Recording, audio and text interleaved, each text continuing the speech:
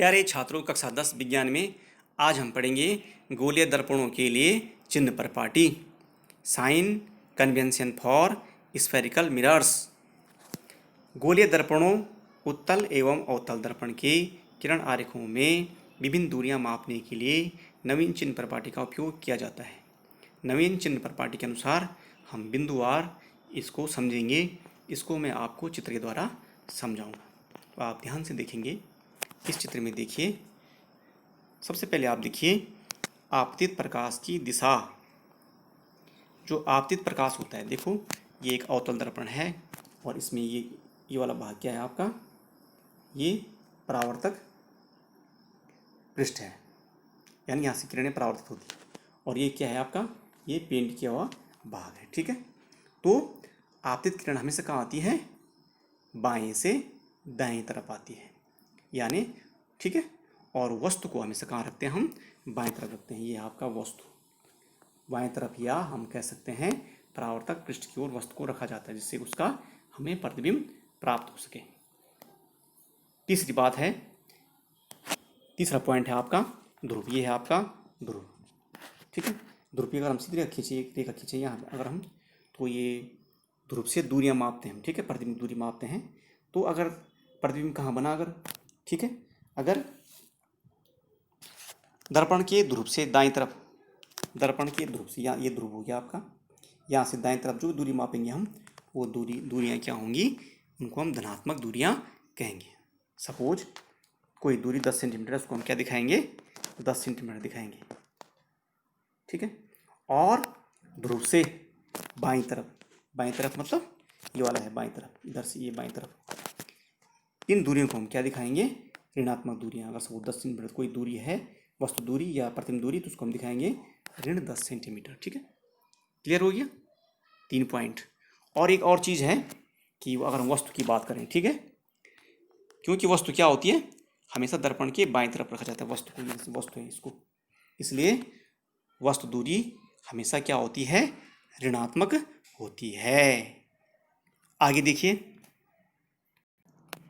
अगर हम अवतल दर्पण की बात करें, ये एक अवतल दर्पण है और अवतल दर्पण द्वारा बने प्रतिबिंब या तो दर्पण के पीछे हो सकते हैं, ये तो यहाँ हो सकते हैं। अगर पीछे होंगे तो कैसे होंगे, आभासी होंगे।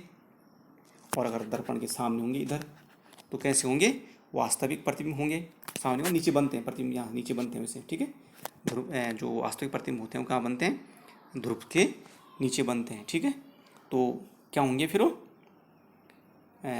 वास्तविक होंगे, प्रतिबिंब होंगे। ठीक है, और अब हो सकते हैं, इसलिए अवतल दर्पण के लिए प्रतिबिंब दूरी और प्रतिबिंब दूरी की हम बात करें तो स्थिति के अनुसार ऋणात्मक, यानी अगर प्रतिबिंब यहाँ बन सकता है इधर भी और इधर भी, तो इसके अनुसार ऋणात्मक एवं धनात्मक हो सकती है।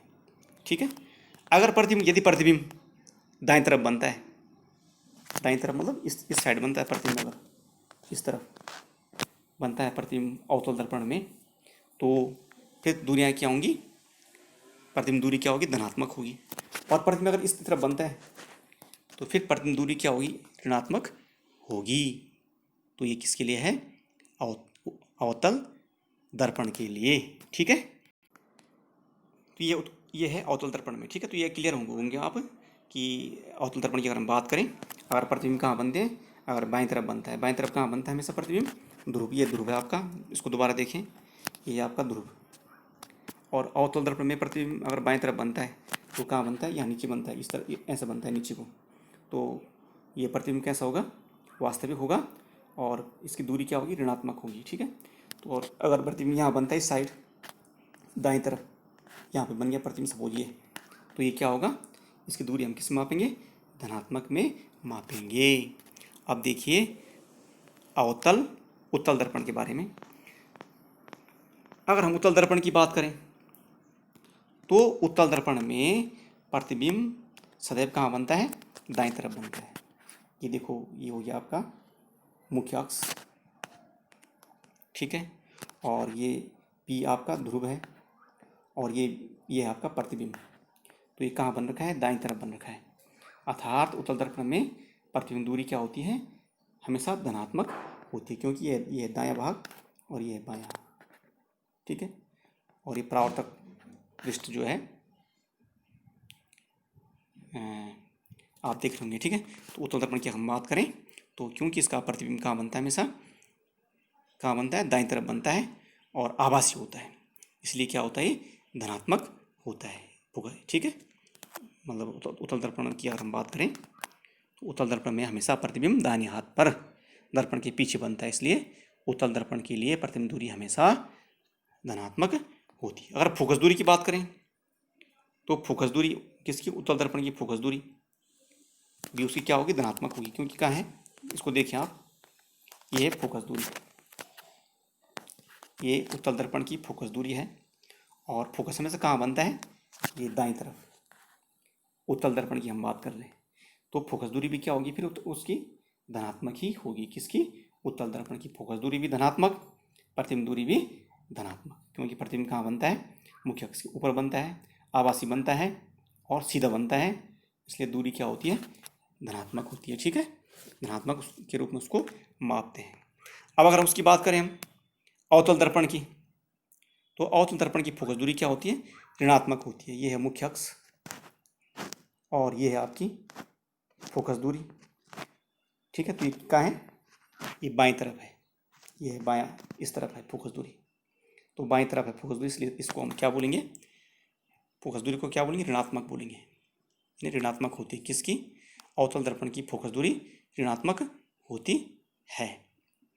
अब एक चीज़ उसमें और महत्वपूर्ण छूट गई, वो है प्रतिबिंब मुख्य अक्ष के ऊपर बनता है। प्रतिबिंब की अगर हम बात करें तो हम बात करेंगे प्रतिबिंब की, ठीक है। प्रतिबिंब जो है एक तो मुख्य अक्ष के ऊपर बनता है, जैसे हम इसकी बात करें उत्तल दर्पण की, यहाँ पे बात करें तो ये प्रतिबिंब, ये कहाँ बन रखा है, मुख्य अक्ष के ऊपर, ठीक है।